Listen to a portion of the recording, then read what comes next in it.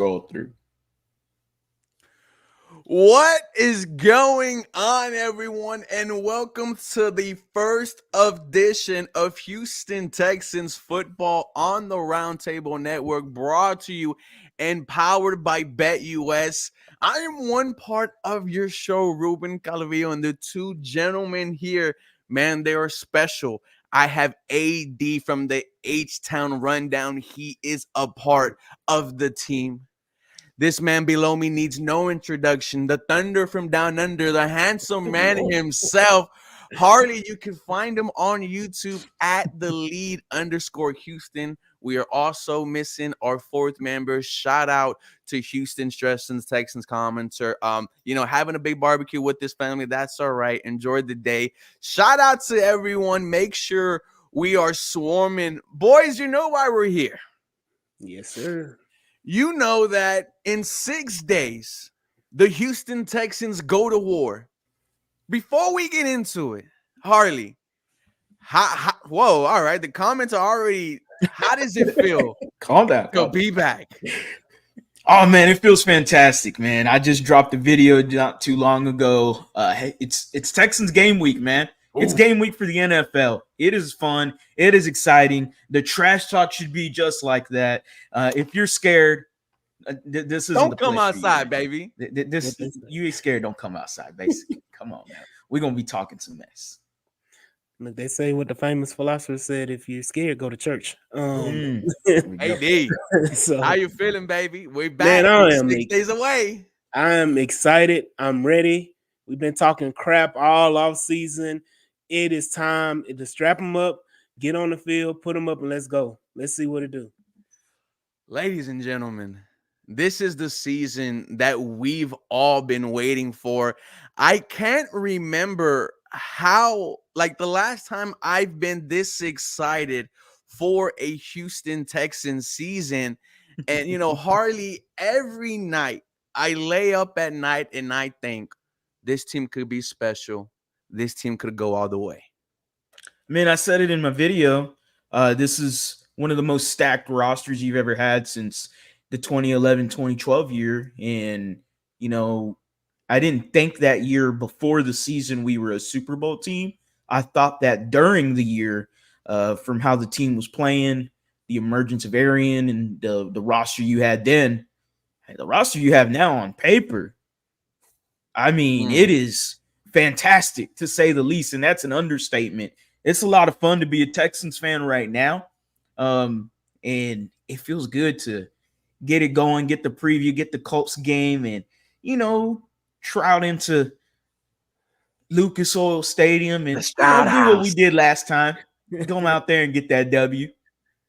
AD, is it wrong for me? Is it blasphemous of me to think this Houston Texans team could go to its first ever AFC championship, its first ever Super Bowl? Jay, I don't wear any Texans hats because they don't have any heat, unfortunately. That's just the way it is right now. There is no heat, bro. I cannot wear anything Texans to the club or nothing like that. Astros are where it's at. Go ahead, AD.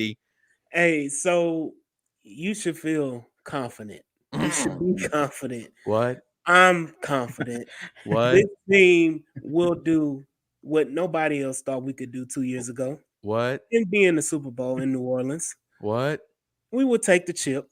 What? Back home to Houston. What? And guess what? We will say the first thing, I want to give all glory and honor to my Lord and Savior, Jesus Christ. All day. We will take it. We will take it down. CJ Stroud. MVP. I got chills, AD. I got chills, bro. MVP, Tank Dell, 1,000 yards. Nico Collins, 1,000 yards. Stephon Diggs, 1,000 yards. Joe Mixon, 1,000 yards. Talk right now, you're clapping. That's funny. Hey, all I know is the Houston Texans have been an underdog, an understatement for a while. It's time to put our nuts on their head and show the world what we made of and why we did what we did this offseason to build around the franchise in CJ Stroud. And Harley, one of the things that we are excited about is because of what we did in this offseason.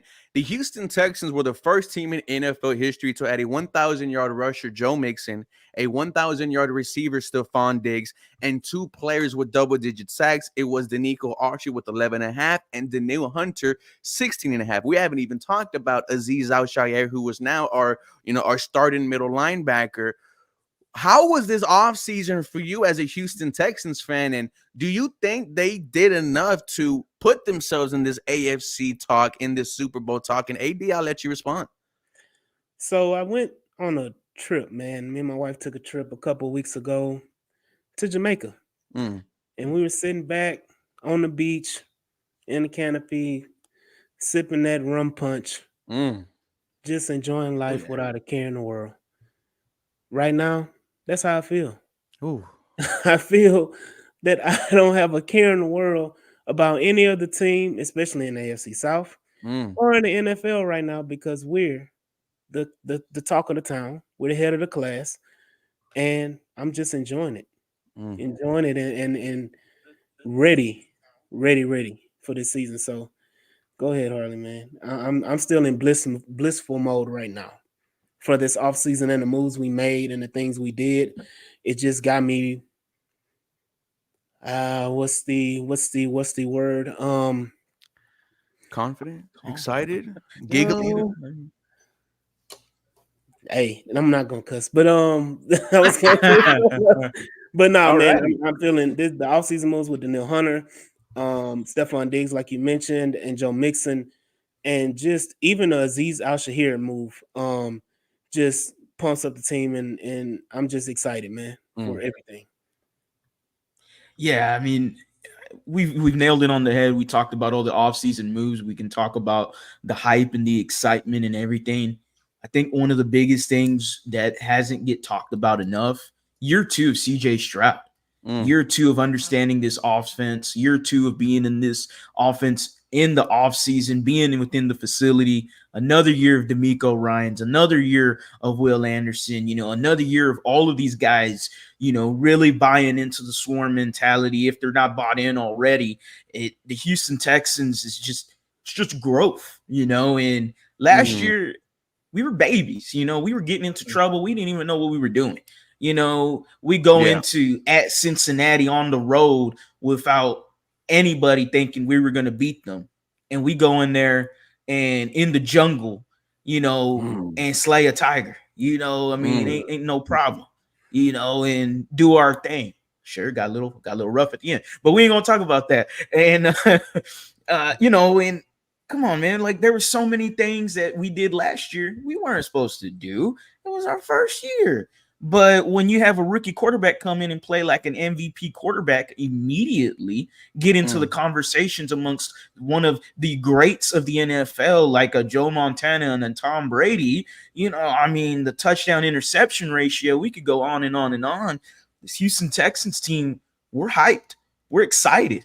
And to hell for anybody that is trying to calm down the excitement here in Houston. To hell with that, man. Hell no. We've been fans since 2002, since the beginning. And shoot, there ain't nothing I'm more excited about than this year. Like this year is the most excited I've ever been because you can feel it. You can feel something. It's something brewing here right now in the city of Houston when it comes to football. This city has always been a football city, always has been, regardless of who wins. It has always been a football city. It is always the talk of the town. Texas been 4-12, and it's still been the talk of the town. So at the end of the day, this is a football city. We got the Texans up right now, and I can't wait to walk into Lucas Oil Stadium. I'll repeat myself again. To walk into Lucas Oil Stadium and get that W. AKA, say it, Ruben, AKA the Stroud House. Now, ladies and gentlemen, before we get into week 1, once again, this episode was brought to you and powered by BetUS. I'm going to take you to their website, and Harley is going to make a decision for me. Now, first of all, let's look at everything you could bet on: football, basketball, ice hockey, martial arts. Oh my God, there's politics. We're not going to get into that, but there's so many different ways that you can make some money on Bet US. I am in the football section, the football futures, the NFL division winners. Harley, the Houston Texans are favored minus 105. Do you think this Houston Texans team is going to win the division? I mean, if you're pulling my leg, I mean, I guess so, right? Absolutely, we're gonna win this division. Why am I gonna stray away from the confidence? You know, you just throw a little something light, throw a little 50 at it, Ooh. and we keep it pushing. That's what we're gonna do right now. 80, you think we're gonna win the division? In the words of Booker T, Oof. AFC South, we coming for you. Okay. we're gonna go ahead and put 50. Oh, not 500. Jesus. We're gonna go ahead and put 50 to win $47.62. Also, guys, Bet US, make sure you are taking full advantage of their 125% bonus on your first 3 deposits up to $2,000. Let's go ahead and lock it in. Let's confirm it. Houston Texans, they are winning the AFC South. You see it right there. We are putting our money where our mouth is. Let's see if the other divisions do the same. I'm calling y'all out. I'm calling you out, Derek. I'm calling you out, Rossi. I'm calling, you other guys out. Put some money where your mouth is, especially you, UCF. Shout out to UCF. And we'll talk about him later. But here we go, guys. Week 1 against the Indianapolis Colts. And if you ask a Colts fan, Week 18 did not happen. The only thing they want to talk about is Week 2. Let's go ahead and talk about it. The last matchup, the Houston Texans face Anthony Richardson, because this is what it's all about. CJ Stroud versus Anthony Richardson. They won 31-20 at home. Anthony went 6 of 10 for 56 yards. He ran the ball he ran the ball for 35 yards, 2 touchdowns. He ran it 3 times. Not a lot of sample size in that Week 2 matchup. AD, what do you remember about that game all the way back? I remember Anthony Richardson getting knocked out, concussed, and got up dancing. That's what I remember in that game vividly. But no, in all honesty, the Colts came to play. They came to play that game. They had a game plan ready for us.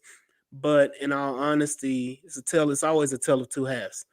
I think the better quarterback came in the second half and gave them an edge over us in that first game in Week 2. Don't think that's the case this time around. Yeah, I mean, I would say this. Anthony Richardson, I looked at it like, okay, Shane Steichen and the company, they definitely schematically had some really good run play designs against the Houston Texans. A lot of pulling of the guard with Anthony Richardson. I mean, come on. Fumble, short field, touchdown. Next thing you know, 14-0. You're like, whoa, what just happened? You barely blinked, and the game was already a 2-touchdown score. You already were behind the 8 ball right at the beginning. Look, CJ Stroud doesn't give up turnovers. We saw it the rest of the year. Week 2's team of the Houston Texans was definitely not Week 18's team, Week 19's team, against the Browns, like anything like that. In this Colts, the Colts fans that want to continue to talk about Week 2 and continue to, beat the dead horse around it. Well, the reason they continue to beat the dead horse is because they didn't improve whatsoever. They have the exact same team.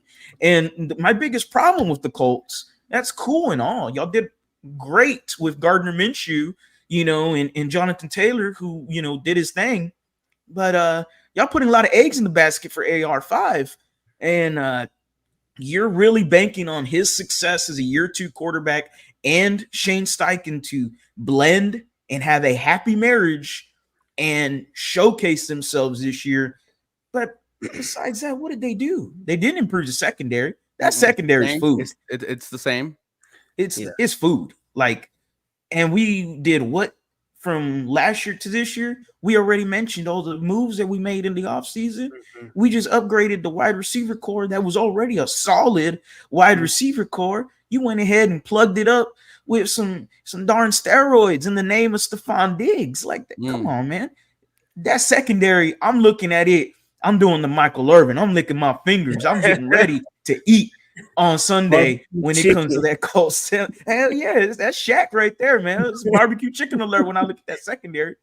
Hey, D, Hey, before I get to you, man, no, mhm. I think all the pressure's on Anthony Richardson. And if I'm the Houston Texans and I get the opportunity to choose who starts, I'm starting on defense. I'm putting a bud. I'm putting it to end the experiment of AR5. And there is a lot of pressure on him. We were watching him all of preseason. Did he impress us? No. Were there some goods? Yes. Were there some bads? Absolutely. Anthony Richardson has not faced a scheme defense since week 2 of last year. And this Houston Texans team, like Hardy just mentioned, got so much better. There is a lot riding on the line for AR5 this Sunday. Look, Anthony Richardson has more to prove by himself than the Texans with all the expectations that we have in front of us. He has to at least get through a game. If I'm not mistaken, I don't what completed one game all of last year. I think he only played 8 quarters. Yeah, Yep. combined 8 quarters he Um, played. so it's like, bro, finish the game first, and then we can talk about your development and everything like that. But Anthony Richardson, I don't think is going to be the guy long term for the Colts, and Oh, you know, oh, wow. so let's talk about it. They call him AR5. He needs to be IR5. Anthony Richardson hasn't completed a full season, I think, since high school. Mm.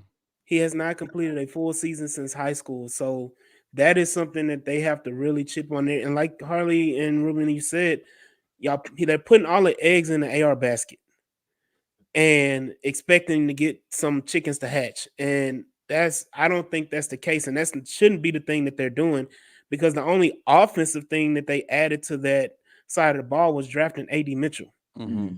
And if you want to be honest about their offseason, that's the only thing of note that they've done. That is. And it's So one that they complained about themselves not doing them, enough in the offseason. And Harley, when you see an offensive unit of AD Mitchell, Josh Downs, who had a solid rookie year, 700 plus yards, and Michael Pittman, 1,100 yards. Does this wide receiving core of Indianapolis scare you? And I'm not sure who is their starting tight end at the moment. I thought it was Mo Alley Cox. It might be someone else, but if you're asking me, the only thing I'm worried about is JT. Yeah, especially with Stingley and Josh Downs isn't. I don't believe he's playing week 1. I don't remember if he was playing week 1 or not. I know he had got hurt some point in he's preseason. out. Yeah, He's yeah. out. So he's out. Oh, wow. So you're having Michael Pittman and AD Mitchell. Rookie wide receivers always blossom in this league. I like AD Mitchell. I think he's the second or third best receiver on that team, behind like Josh Downs. I'm not sold on Michael Pittman Jr. I'm not a big Michael Pittman Jr. fan. He doesn't do a lot for me. He's just a big guy that gets some yards here and there. Cool, awesome. And he's going to get 1,000 yards because it's easy to get 1,000 yards as a wide receiver in today's league. Hell, I saw Brandon Cooks with Davis Mills get 1,000 yards. I mean, it's so that don't impress me. Good job, Michael Pittman. Good job, but I know a lot of people aren't going, yeah, Michael Pittman Jr., get him for your fantasy. Nope, you're not doing that. You are not doing that. You rather getting Josh Downs. You rather get an AD Mitchell. Like, I'd rather get one of them two before I get a Michael Pittman. The wide receiver core doesn't do much for me. It doesn't scare me. Derek Stingley, I mean, come on. Derek Stingley is going to showcase himself to me in this league, and definitely be in the conversation for an all-pro cornerback this year. And it's going to be a lot of fun, man. I can't wait. But the wide receiver core, like you said, man, JT's the only one where I'm like, all right, watch that dude right there. Mm-hmm. Yeah. I mean, even their backup, they've been hyping up Trey Sermon. I Mhm. don't even think he's going to play in the game week 1. He's questionable. So like you said, the wide receiving core, I mean, without Downs, you're relying on a rookie AD Mitchell, Alec Pierce, who's been an extreme disappointment as a deep threat, as you know, a culpable wide receiver coming out of Cincinnati. Um, and then I think they're probably going to be relying a lot on Ashton Doolin. Mm. Um, Mhm. Yeah. you know, I'm waiting on the who. Yeah. and then Anthony Gold. I mean, just I guess some random guys or whatever, but I mean the strength of the Colts offense has always been running the ball. Mm-hmm.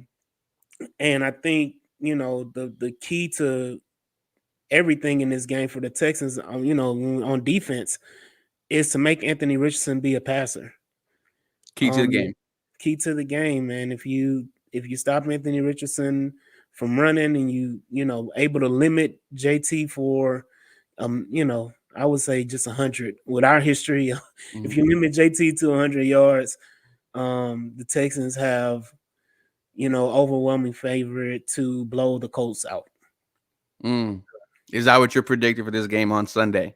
I'm predicting you want me to get my score right now? Prediction No, right no, now? no, no. Like we'll give it to the end. I want to Yeah. answer some of these comments, right? You say that the hate sounds like fear, and let's flip the tables. If I go up to you and I say I have a quarterback who I believe in, who I think is better than your guy, and who I think is going to take me to the playoffs, and I tell you, oh, he only played 8 quarters last year. What are you going to tell me? Like you're going to laugh. And it's not about hate. It's just what we've seen. And what we've seen is not a lot of Anthony Richardson. So I'm excited to see how he plays. Like I mentioned in the intro, he has so much pressure on him. If he does not play good in week 1, you're going to have a lot of people, talking about him. It only is JT. JT, the last time he faced you, ran the ball 30 times, 188 yards, 6.3 yards a carry, a touchdown on the long 49-yard. I think that's it for the Indianapolis Colts offense. The one thing that is very respectable about them is that front 7. DeForest Buckner, Kwity Paye. They just spent a high draft pick on Latu, and he is just trying to prove that broken neck is just a fallacy. He's going to prove them wrong. 2 great linebackers in EJ Speed and Zaire Franklin. Is that front 7 against our offense, man? I think that's the matchup, of the game. Most definitely. Go ahead. Yeah. My bad. Look, 2 things. First, before we get into that, Michael Pittman, 5 catches, 44 yards in the last game against us. Come on, man. And then the game before that, 8 catches, 56 yards. There is no defensive coordinator that is going, man, we got to watch that Michael Pittman. And that we got was one game with Stingley and without Stingley. Like, we got to schematically change our defense because Michael Pittman Jr. is on the opposing team. Ain't nobody say that in a day in their life. Nobody.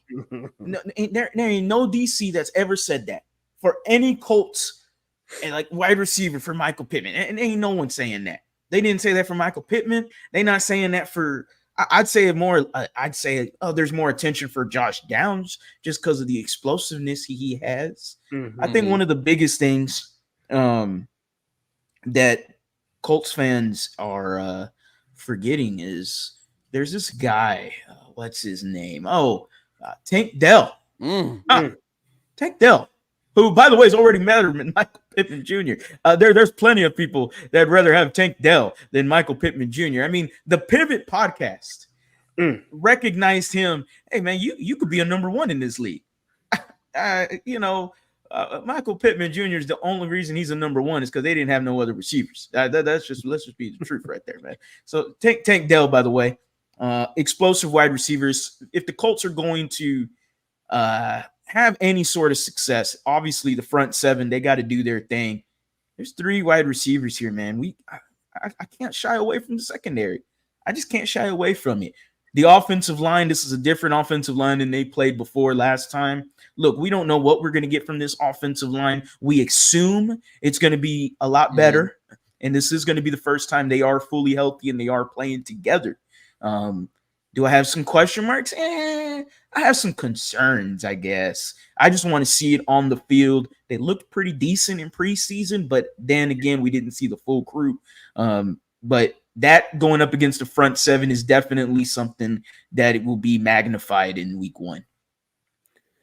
Yeah, I think the additions of a Kenyon Green, even though it's uncertain and you're not sure what to expect, but the additions of Kenyon Green, Titus Howard, fully healthy, both of those guys fully healthy, being able to make it to week 1, because it let us not forget neither one made it to week 1 last year.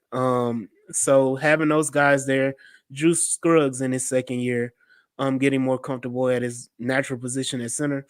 Definitely the trenches is going to be keys to the game on both sides. For the Texans, offensively, can we hold Grover Stewart and DeForest Buckner?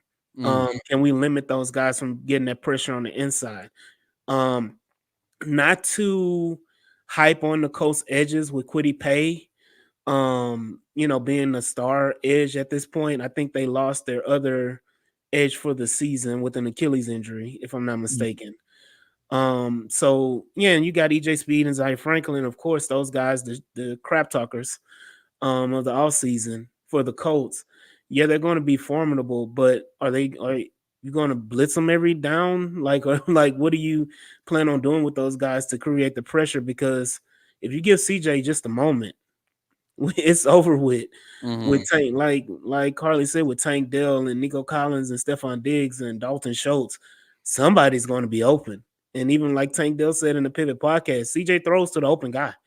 So somebody's going to eat. You could say, I'm going to lock up Nico. Okay, well, Steph is going to go crazy. Tank is going to go crazy. The list goes on. But the trenches, especially on the other side of the football, Will Anderson, Danielle Hunter. Is Will healthy?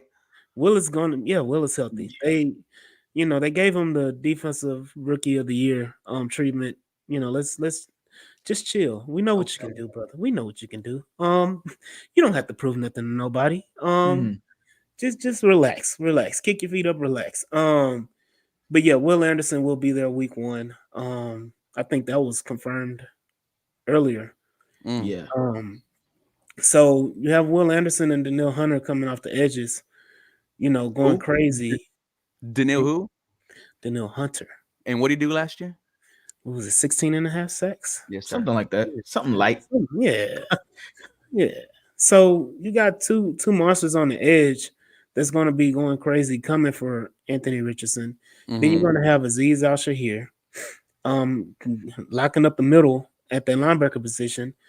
And of course, people don't want to talk about it, but Foley Fatukasi is an underrated signing. Mario Edwards is an underrated signing at those defensive tackle positions that's going to give the Colts offensive line hell. Let us not forget that Quinn Nelson is a shell of himself. Quinn Nelson, as much talk as him being the best interior offensive line in the league, that talk has died down these last 2 years with him. Whether it be health, whether it be, whatever it is, but he's lost a step, and I don't think he's getting it back. So that anchor that the Colts are hanging their hat on ain't so much of an anchor, man. So be careful what you wish for. You hoping on Ryan Kelly. I mean, that's nothing to talk about. So Will Fries, I mean, you're gonna get cooked. Like the Colts offensive line, yeah, they were solid. But they're going to be asked to do something way different than what they were asked to blocking for Gardner Minshew. They're going to be asked to do a lot of different things that I don't know if they're prepared for. I don't even know if they're built to do those type of things for Anthony Richardson. The time you're going to need, Anthony's going to need a lot more time than Gardner Minshew. If you're going to have him sit back and pocket pass. As far as the unpredictability of him scrambling and running, when was the last time the Colts had a scrambling quarterback that ran around? What was it? You want to say Andrew Luck, maybe? But and what was that, like 5 years ago? Shout out to Andrew Luck, bro. Shout out to Houston legend from Houston. Hey, So those are a lot of different things, but the trenches definitely is going to be the keys to the game on both sides of the ball for the Houston Texans. Harley, one of the main parts that I am excited to see is this running game in Joe Mixon. And I've been thinking about Joe Mixon and his potential on this offense. I watched his we have a Raiders fan in here. Shout out to the Raiders. the Dirty Raiders. Dirty Raiders. Raiders. The Houston Texans only had 3 100-yard rushing performances all last year, and they were from Devin Singletary. And guess what, boys? They were all victories. The NFL has yet to see the full potential of the Houston Texan offense. And I think Joe Mixon is going to be fantastic here. Now, am I saying he's going to have 1,300 yards? No. But when it comes to all-purpose yards, because he is also a threat in the passing game, something the Houston Texans haven't had, Joe Mixon is arguably your most talented running back since number 23, Arian Foster, Harley. And I am excited to see what he does this year in Houston. I'm excited too, man. Joe Mixon definitely was one of the better receivers as a running back. Was the better screen option for the Cincinnati Bengals last year. Lots of scrimmage yards for him. We were at training camp. We saw a beautiful, in the joint practice, beautiful wheel route to Joe Mixon. Beautiful pass from CJ. Right on the sidelines to Joe Mixon. The defender couldn't do nothing. I mean, he's draped all over Joe Mixon. It's just a beautiful pass. That's something you're going to see more of. We've all been talking about the Dalton Schultzes and the Stephon Diggs and the Tank Dales and the Nico Collins. Oh, by the way, the Houston Texans also decided, we should probably improve the run game. And they were heavily invested into free agency, trying to get a running back at some point. Struck out a little bit there. Hey, you know what? Next at bat, let's go get Joe Mixon. And look, the extension and, whatever concern there for me. But regardless, we're talking about the play on the field. Joe Mixon behind what should be a better offensive line than last year. And come on, he's in the zone scheme. He's ready. He's willing. He's the dude is an all scrimmage guy. I mean, I'm pretty excited of what he can create for the Houston Texans. Look, I know a lot of people worry about his age and whatnot, but he still got, it's not like you're just running the ball every single time with Joe Mixon. If this was a run first team, then I would be a little bit more worried about the tread on his tires. But this is, with those 3 wide receivers, those guys are going to have to eat. And I know Joe Mixon going to touch that ball a lot, but those guys are going to eat. And it's going to be a pass first team as well, too. So what people fail to realize, because they want to say Joe Mixon lost a step. Joe Mixon's not the same guy he used to be. Let us not forget Joe Mixon was doing all of the things he was doing behind one of the worst offensive lines in the NFL. You can look at the stats, you can look at the play on the field. They were horrible. And he was still getting 1,000 yards every season. Still getting, double-digit touchdowns. Like, he is an all-purpose back. He can do it all. And, seeing him at training camp, he's a much bigger guy. He's 6 foot, bro. Than what people think. This guy can handle being a bell cow workhorse running back. He's 6 foot 215, 220, something like that. He can handle that, and he's going to do better and be more productive behind a significantly upgrade in the offensive line room compared to what Cincinnati had and has currently. It's just, you have an offseason that you've never ever seen before as a Houston Texan fan, right? You see your O-line, like Harley mentioned, not playing one game together last season. It finally happens week 1 against Indy. You see a defense, which is new additions, and a secondary AD that's going to have 2 rookies starting. Kamari Lassiter, your cornerback number 2, Kalen Bullock, your safety opposite of Jimmy Ward. Should we be concerned about the Texans having 2 young guys back there?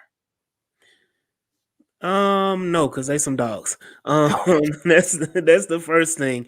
Shout out to the number change too. Number 4, Kamara, Oh, and Oh, 21, beautiful. 41 Kalen was Moore. horrible. Yeah, I think those guys are prepared to go crazy. And then the thing about it, the pressure is not going to be on them. Mm. You have, again, I'll bring it up again, Daniil Hunter and Will Anderson. how many sacks did Daniil Hunter have again? I think Man, 16 and a half. 16 and a half or something Oh, like that. okay. Yeah. Huh. So when you have the pressure that the Texans are going to put on the quarterback, it makes your job a lot easier as a corner and a safety. On the back end of the defense. D'Amico Ryans has been specialized at that, and even in San Francisco. A lot of times you couldn't even name who the hell the San Francisco 49ers secondary was, Mm-hmm. but they always made the plays. And it's because of the pressure that the linebackers and the defensive line brought and put on those opposing teams' quarterback, where they have to get the ball out quick. They have to make quick decisions. And you don't have to sit back and have to cover for 10 seconds or however long it is to let a play fully develop. The defense is going to wreak havoc, and it's going to make it a lot easier for the Texans to handle, especially the rookies, to handle being in that spotlight in that game speed. But again, Kamari Lassiter is a dog. He basically played on the NFL defense in Georgia, so this is not going to be much of a transition. Brother bandwagon. I don't know how to answer that. Because I'm trying to stay Christian. It's Sunday. Was Monday. It was Sunday. But no, no. I just think they're more than prepared to handle this, and I think Kalen Bullock is very, very underrated. I think that he played on a horrible defense in USC and kind of got overlooked, but he was a playmaker at USC, and he's shown all training camp that he's a playmaker here as well. Sideline to sideline range, ball hawk, a true ball hawk safety. I don't think we've had one of those in a very, very long time in Houston Texans. And Kamari Lassiter, I think, is a lockdown corner on that second side, opposite Derek Stingley. So I see this word, bandwagon. Bandwagon. Guys, you would have not known what it is to be a Houston Texans fan. Mm. I mean, you had how many years of Peyton Manning? How many years did Peyton Manning play for the Colts? 15, 16? 15, yeah. Yeah, Something like that. It And was like only 15 years, yeah. and then they go to Andrew Luck. And like yeah, man. that whole time frame, the Houston Texans were born. We're only we are older than this franchise. We are older than the Houston Texans, ladies and gentlemen. And we've been here since 2002. Show my age like that. Since we were babies. No, Hey, I wasn't a baby. here, man. We've been here. Oh yeah, AD, you're old as fuck, bro. So, Hey, yo. yeah. But it's funny, bro. They act like we're not supposed to be excited about this year. They act like we're not supposed to be excited about having a franchise quarterback, having franchise pieces on the defensive side of the ball. And here's the thing. That's why we're going to walk in Indy and whoop that ass. We have a franchise guy. You guys don't. You guys are, I've seen so much praying from the Indianapolis fan base these past couple of months. It sounded how we sounded when we were talking about Davis Mills. Oh, I hope he pans out. I hope so. I think he can be the guy. He is going to show you. Look at what he did at home. 10 touchdowns, 1 interception, a QBR rating of 100, the best deep ball statistically in the NFL. That's how Indianapolis Colts fans sound right now. And I cannot wait to put that notion to bed. AR5 is going to have a rude awakening. And that is going to be Will Anderson Jr., Daniil Hunter consistently in his face. Harley, let me get a score prediction from you. Ooh, man. So it's tough for me not to predict 30 points from this Houston Texans offense. Just even regardless of it being week 1, regardless of the rust, what we've seen at training camp and what we've seen in preseason, it definitely feels like I mean, does it not look like CJ Stroud is ready to play some football? I mean, we saw him flexing with Cam Akers, just absolutely demolished poor buddy. You know, I mean, he poor guy. He just made him move like nothing, man. It was sad. And you see CJ Stroud flexing, man. The varsity JV joke was there, so that made me chuckle. But CJ Stroud looks like he's ready. This Houston Texans team have been talking that noise, especially CJ Stroud. And I'm here for it. I'm absolutely here for it. I love it. I love it because I've never had a team like this. What? I've never had a team that's had so much confidence in themselves. See, before in the Kubiak days, it was, oh no, make sure you got your suit and tie, and make sure your little choir boy is nice, and don't do nothing. Don't walk, don't stray away from that white line. You just walk that path. That's all you're gonna do, you know. And there's a lot more swag to this team. There's a lot more energy and there's a lot more aura when it comes to D'Amico Ryans and company. This team right here, ladies and gentlemen, 34-20. The Houston Texans beat that ass against the Indianapolis Colts. I've been saying they were going to beat that ass for months, and it is game week, and I am excited. I am ecstatic, and this is a Monday prediction. Maybe the prediction changes as we get closer to the week, but 34-20. I'm being nice because I see comments of 33-9 Colts, and we're not even touching double digits. And, you know, I'm just like, okay, all right, no problem. You make sure you're just as loud when CJ Stroud and company goes into Lucas Oil Stadium and they do their thing. All right. That secondary, man. And where? I'm looking at the secondary. I'm trying to find that. It's porridge, man. That's AD. I'm gonna give my prediction, man. Me and Harley are on the same wavelength as far as the Texans gonna put up 30, man. I mean, it's hard not to, you know, imagine that with what the hell we putting out there on the field on Sunday. My score prediction is 33 to 13. Harley, you gave them too many points. They're not putting up 20. They're not putting up 20. Anthony Richards is going to have to throw the ball. How are they going to put up 20 points? It's not happening. It's true. If he's playing catch up, I hate to see how that arm looks like. That he's going to look like a turkey leg in the fourth quarter. That arm going to fall off right off the bone, baby. It's going to look like Case Keenum in training camp. If it fall off the bone, it's free. I have the Houston Texans winning this game 30-17. I have them announcing themselves to the NFL world. Last year was not a fluke. Look at what I just did. I just killed the hype of Anthony Richardson in week 1, and I'm going to continue this throughout the season. I cannot wait, boys. There's been a lot of trash talking. Here's the thing. To the 125 people in here, we're not running from it. We're not running from the trash talk. I actually embrace it. I like it. Because when we do win, oh, man, I'm going to let you guys know. And here's the thing. And I'm talking to Houston Texans fans, and I want y'all to look at me. If you don't think this season's going to be special, if you don't think that this team is ready to make history, then leave. But if you're crazy, if you're one of the diehards, if you've been here since 2002, if you had a David Carr jersey, a J.J. Watt jersey, an Andre Johnson jersey, this season, ladies and gentlemen, is for you. For the people that gone to the games when the stadium was 70% empty, to when training camp was 80% empty, to when 2 years ago you were about to be one of the worst franchises in the NFL. I remember what Stephen A. Smith said. No coach should want to go to Houston. No player should want to play in Houston. I remember how bad it was. We were the laughing stock of the league. And look what one off season did. And guys, I think the Houston Texans are just going to announce themselves to the world, like I said recently, and let them be known that we are a legit weapon. We are a legit threat to the Kansas City Chiefs, man. We're swarming. We're swarming, bro. Hey, Texans. The Texans are swarming, man. Texans. Swarm, baby. Yes, sir. Hey, it's 3 things the Texans going to do, man.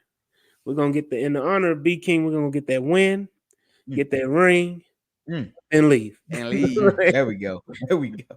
There we go. Ladies and gentlemen, this was our first edition of Houston Texans football on the Round Table Network. We got 140 people here. 140 people are listening to us say the Houston Texans are going to beat the Indianapolis Colts week 1. And here's the thing, say what you want, this game's going to be fun. This is an AFC matchup, a rematch of week 18 where the Houston Texans walked into where, Harley? The straps. And walked out with the AFC South crown. I'm so hyped, boys. Once again, that was AD from the H-Town Rundown. That was Harley from the lead. And guys, you can find me on YouTube. Just type in 713 Houston Sports. With that being said, we will be back next week to recap, because we're not running away.